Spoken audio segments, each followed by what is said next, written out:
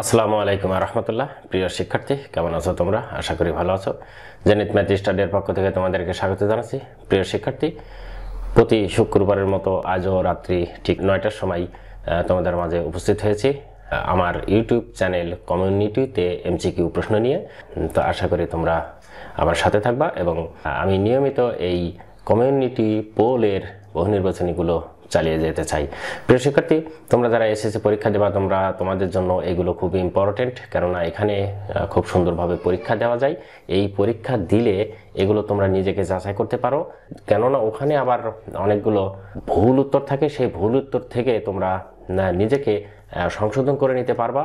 যে অনেকেই ভুল উত্তর দেয়, কিন্তু তার ভিতর থেকে তোমাকে সঠিক উত্তরটা বেছে দিতে হবে। তোমাদের স্কুল আজকে থেকে আগামী 6 তারিখ পর্যন্ত বন্ধ হয়ে গেছে। স্কুল ছুটি ঘোষণা করা হয়েছে করোনার জন্য। করোনার প্রকোপ বেড়েছে।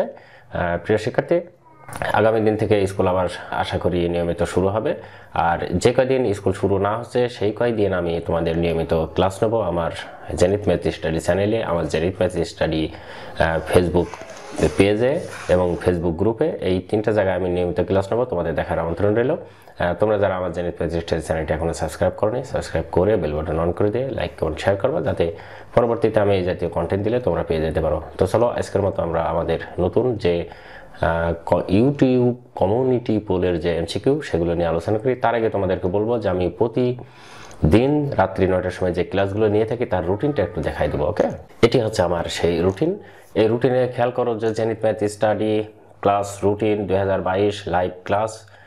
ষষ্ঠ শ্রেণী শনিবারে ক্লাস নেওয়া হয়, সপ্তম শ্রেণী রবিবারে, অষ্টম শ্রেণী সোমবারে এবং নবম শ্রেণী মঙ্গলবার, দশম শ্রেণী বুধবার, এসএসসি পরীক্ষা 2022-দের বৃহস্পতিবার এবং স্পেশাল ক্লাস প্রতি শুক্রবার রাত্রি 9টায়। প্রতিদিন রাত্রি 9টায় এই ক্লাসগুলো নেওয়া হয়।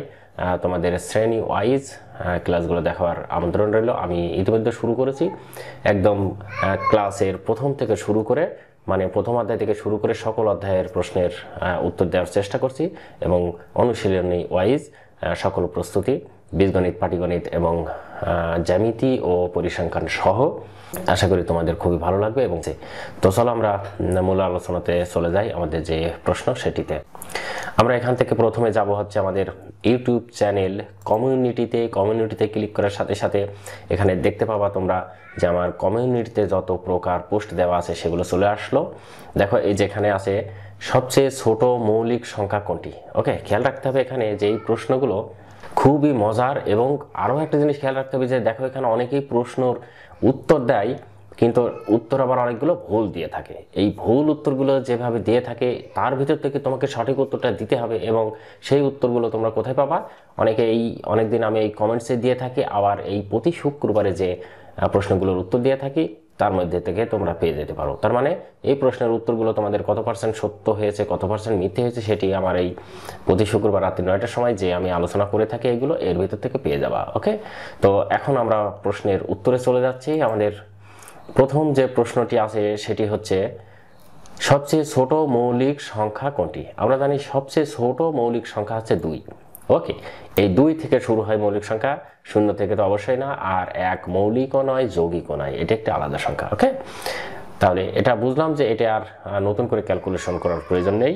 তাহলে এখানে খেয়াল করো যে আমরা যদি এই মৌলিক সংখ্যাগুলো যদি লেখা শুরু করি তাহলে এরকম লিখতে পারি, প্রথম থেকে 2 থেকে শুরু মৌলিক সংখ্যা 2, তারপরে 3, তারপরে আছে 5, তারপরে 7, তারপরে মৌলিক সংখ্যা 11, 13, 17, এইভাবে মৌলিক সংখ্যাগুলো, এইগুলো হচ্ছে মৌলিক সংখ্যা। মনে রাখতে হবে মৌলিক সংখ্যা কাকে বলে? যে সংখ্যাকে ভাগ করলে অন্য কোনো গুণনীয়ক থাকে না, মানে সেই সংখ্যা এবং 1।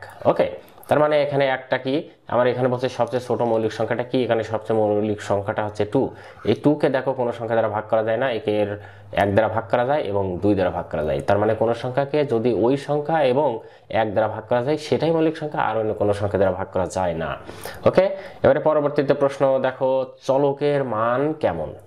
ওকে, এটি কিন্তু একটা খুবই ইম্পর্টেন্ট। যারা এসএসসি পরীক্ষা 2022 এবং নবম দশম শ্রেণীর এবং ক্লাস 6-এর, এটি হচ্ছে এই চলক সম্পর্কে তোমাদের আছে অনেক কিছু। এর মধ্যে ক্লাস 6-এ নির্দিষ্ট করে এগুলো আছে। খেয়াল করো, চলক এমন একটি প্রতীক যার মানের পরিবর্তন হয়। এটি দেখো 8% উত্তর দিয়েছে। এটি তোমাদের উত্তর অনুযায়ী এটা হচ্ছে সত্য। ওকে, তার মানে এটা 1 নম্বরটা সত্য। পরেরটা দেখো চলকের মান নির্দিষ্ট নয়। হ্যাঁ, ওকে, এটাও কিন্তু সত্য। এটাও দেখো উত্তর দিয়েছে 71%, এইটাও সত্য হবে। তারপরটা দেখো চলক বিভিন্ন মান ধারণ করতে পারে, এটা 2% উত্তর দিয়েছে, এটাও কিন্তু সত্য। বিভিন্ন মান চলক ধারণ করতে পারে। হ্যাঁ, আর এখানে আছে সবগুলোই সত্য, তার মানে আমার উত্তর হবে হচ্ছে সবগুলোই সত্য এইটা। কেননা এমসিকিউ এর অর্থটা হচ্ছে প্রত্যেকটা উত্তরই সঠিক হতে পারে, কিন্তু সবচেয়ে উৎকৃষ্ট মানে সর্বোৎকৃষ্ট যেটি হবে সেটি তোমাকে উত্তর দিতে হবে, এটার মানেটা হচ্ছে এমসিকিউ। এই জন্য এমসিকিউর প্রশ্নের উত্তরগুলো যখন তোমরা দেবা অবশ্যই খেয়াল করে সবগুলো পড়েই দিবা। আন্দাজে প্রথমটা যে সঠিক হয়ে গেল আর উত্তর দিয়ে বাদ দিয়ে দিলে তা কিন্তু না, প্রত্যেকটা পড়ে নির্ধারণ করে চিন্তা করে উত্তর দিতে হবে। ওকে, আশা করি বুঝতে পেরেছ। পরের প্রশ্নটা দেখো, এখানে একটি ধারার অঙ্ক 5, 8, 11 প্লাস 14 প্লাস 62 ধারাটি কোন ধারা? এখানে সংক্ষিপ্ত আকারে একটি প্রশ্ন, একদম সংক্ষিপ্ত আকারে, যে বলছে ধারাটি কোন ধারা। তার মানে এটা ধারাটি কি কি ধারা থাকতে পারে? ধারাটি থাকতে পারে সমান্তর ধারা, আমরা জানি আমাদের বইয়ের ভিতরে যেগুলো আছে সেগুলো আছে সমান্তর ধারা একটা, আর একটা আছে হচ্ছে গুণোত্তর ধারা আছে, আর একটা আছে সসীম ধারা, আর একটা আছে অসীম ধারা। অসীম ধারা, এই যে এর মধ্যে থেকে এটি কোন ধারা? এখানে আছে বলছে একটি সসীম ধারা, একটি গুণোত্তর ধারা এবং একটা অসীম ধারা। ওকে, তার মানে এটা হবে কোনটা? আসলে তো সবগুলো সত্য হবে না। তাহলে এই এখানে খেয়াল করতে হবে যে 5 plus 8 plus 11 plus 14 plus plus 62, এই যে শেষ হয়ে গেছে, তার মানে এটি একটি সসীম ধারা। ওকে, আর গুণোত্তর ধারা তো না বটেই। গুণোত্তর ধারা আমরা জানি যে দ্বিতীয় পদকে কোনো পদ থেকে তার পূর্ববর্তী পদ যদি ভাগ করা যায়, যদি একই হয় সেটা গুণোত্তর ধারা হয়। তার মানে এটাকে ভাগ করলে 1 পয়েন্ট কোনো কিছু হবে, তারপরে 11কে আবার 8 দ্বারা ভাগ করলে একই সংখ্যা হবে না। কিন্তু এখানে খেয়াল করো যে 8 থেকে 5 বাদ দিলে হয় হচ্ছে 3, আবার 11 থেকে 8 বাদ দিলে হয় 3, আবার 14 থেকে 11 বাদ দিলে হয় 3।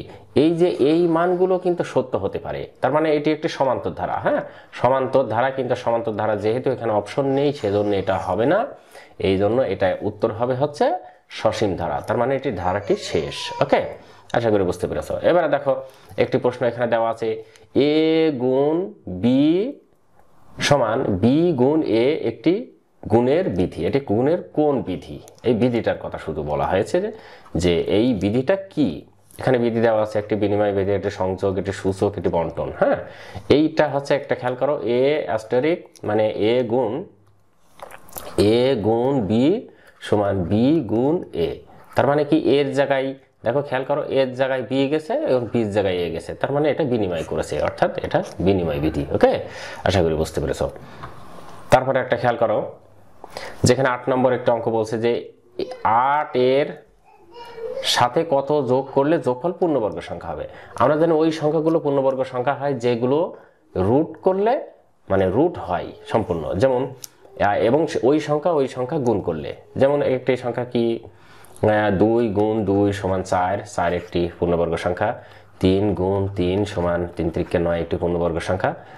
যেহেতু এটা আমি ইংরেজিতে লিখি, 2 গুণ 2 সমান 4 একটি পূর্ণবর্গ সংখ্যা। 3 গুণ 3 সমান 9 একটি পূর্ণবর্গ সংখ্যা, এবং 4 গুণ 4 সমান 16 একটি পূর্ণবর্গ সংখ্যা, এবং 5 গুণ 5 সমান 25 একটি পূর্ণবর্গ সংখ্যা। এই জাতীয় সংখ্যাগুলোকে পূর্ণবর্গ সংখ্যা বলা হয়। তার মানে এখানে বলছে যে 8 এর সাথে কত যোগ করলে যোগফল পূর্ণবর্গ সংখ্যা হবে। ওকে, তাহলে এই পূর্ণবর্গ সংখ্যা হতে গেলে যেখানে 9 আছে, তাহলে 9টা পূর্ণবর্গ সংখ্যা, এর সাথে কত যোগ করলে, তাহলে 8 এর সাথে 1 যোগ করলে এটি 9 হবে, অর্থাৎ পূর্ণবর্গ সংখ্যা হবে। আশা করি বুঝতে পেরেছো। পরবর্তী অঙ্ক দেখো, এখানে একটি অঙ্ক দেওয়া আছে, খুব সুন্দর অঙ্ক, যে gx সমান x - 3 এটি দেওয়া আছে। এখন বলছে g0 সমান কত? তার মানে g0 সমান কত? তার মানে x এর জায়গায় আমরা 0 বসাবো, অঙ্ক তাই হয়ে যাবে। তার মানে 0 হলে -3 হয়, উত্তরটা হবে -3। এই যে এটা উত্তর দিয়েছে 86%, অনেকেই দিয়েছে, সঠিক উত্তর দিয়েছে। ওকে, তারপরে এখানে একটা দেখো, 3 ক্রমের ম্যাজিক বর্গ নিচের কোনটি? 3 ক্রমের ম্যাজিক বর্গ সংখ্যা নিচের কোনটি? আচ্ছা, 3 ক্রমটা আঁকাতে হলে এরকম আঁকাতে হবে। আমি আগে দেখাই তোমাদের একটু যে 3 ক্রমটা কেমন। এইরকম এখানে একটা গেল 3 ক্রমটার অর্থটা হচ্ছে প্রত্যেক দিককে যোগ করলে যেটি হবে হচ্ছে একটি নির্দিষ্ট সংখ্যা, মানে এই যে এখানে যেটি বলছে যে সেই বর্গ সংখ্যা বলছে 3 ক্রমের ম্যাজিক বর্গ সংখ্যা কি, সেই ম্যাজিক বর্গ সংখ্যাটা আমরা বের করব। তাহলে এখানে দেখো, এখানে আমরা জানি 3 ক্রমের ম্যাজিক বর্গের সংখ্যা এখানে 5 দিতে হয়, তারপরে জোড়গুলো এখানে সব বসিয়ে দিলে এখানে 6 8, এবার যে কোনোভাবে যোগ করবা দেখা বা 15 হবে। যেমন একটা লাইন কিন্তু, দুইটা লাইন কিন্তু নির্দিষ্ট হয়ে গেছে, এই দুইটা লাইন যদি এখন তুমি যোগ করো 4 5 তাহলে হচ্ছে 9 আর 6 15, হ্যাঁ। আবার এদিকে 2 5 7 আর 8 15। ওকে, এইভাবে তুমি যে কোনো দিকে মিল করার জন্য বসিয়ে দিবা, তাহলে তোমার 3 ক্রমের ম্যাজিক বর্গ সংখ্যা হয়ে যাবে। যেমন 2 4 এখানে আছে, তাহলে এটা হয়েছে হচ্ছে 6 এর সাথে কত যোগ করলে 15 হবে, এটা তোমাকে খেয়াল করে বসাতে হবে। তার মানে 6 এর সাথে যোগ করতে হবে তোমাকে 9, এটা 9 করলে এটা হয়ে যাবে। এবারে দেখো এখানে 9 এবং 5 আছে, তাহলে আর কত যোগ করলে 1, তাহলে দেখো 6 8 আর 1 এই লাইনটা যোগ করলেও 50 হয়ে যাচ্ছে। আবার এখানে 6 2 আছে, তার মানে 8 আছে, 8 এর সাথে কত যোগ করলে 7। ওকে, আর দেখো এর মধ্যে একটি সংখ্যা বাদ আছে, সেটি হচ্ছে 2 আমি দিয়েছি 3, এখানে 3 দেওয়া হয়নি।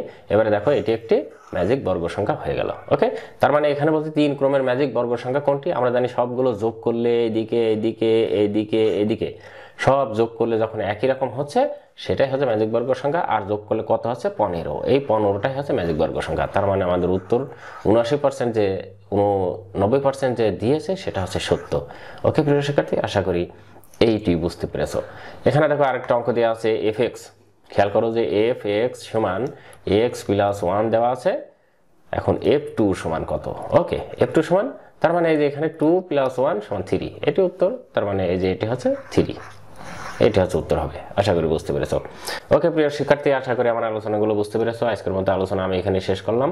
আগামী শুক্রবার ঠিক 9টার সময় আবার আমি এই ইউটিউবের কমিউনিটি পোল নিয়ে আসবো, MCQ প্রশ্ন। আশা করি তোমরা আমার সাথে থাকবা, আগামী পর্ব দেখবা। তোমাদের সুস্বাস্থ্য কামনা করি। স্কুল কলেজ সম্পূর্ণ বন্ধ হয়ে গেছে, আবার দোয়া করি খুব তাড়াতাড়ি যেন খুলে যায়, করোনা যেন কমে যায়। তোমরা স্বাস্থ্যবিধি মেনে চলবা, অবশ্যই নিরাপদ দূরত্বে থাকবা। আল্লাহ হাফেজ।